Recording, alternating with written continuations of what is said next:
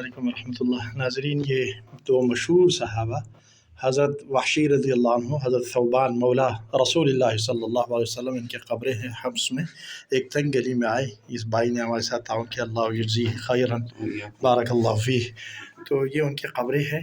حضرت وحشی رضی اللہ عنہ کے بارے میں آپ سب نے سنا ہے کہ فرمایا کرتے تھے، قتلت خیر الناس وقتلت شر الناس وتلک بتلک، میں نے سب سے محبوب ترین انسان خیر الناس حضرت حمزہ کو شہید کیا، اس کے بدلے مسیلمہ کذاب کو مارا، قتل کیا، مردار کیا، تو اس کے بدلے یہ۔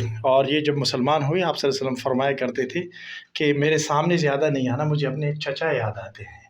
تو یہ ان کی یہاں قبر حمص میں بنے ہیں ماشاءاللہ، اور یہاں پہ یہ تشریف لائے تھے، اور یہ ایک رسول اللہ صلی اللہ علیہ وسلم کے خادم اور غلام تھے، حضرت ثوبان رضی اللہ تعالیٰ عنہ۔ ایک چھوٹے سے کمرے میں یہ مسجد کے ساتھ یہ قبر ہے یہاں پہ، اور یہاں باہر لکھا ہوا بھی ہے ماشاءاللہ، یہ مقام الصحابیین وحشی و ثوبان رضی اللہ عنہما۔ چونکہ حمص میں 400 سے زیادہ صحابہ ہے، تو کوئی بعید نہیں، یہ تاریخ تو ہمیں دیکھنی پڑے گی، لیکن یہاں یہ مولد الانبیاء و صحابہ ہے، تو اس میں کوئی دو رائے نہیں کہ یہ حقیقت ہوگی۔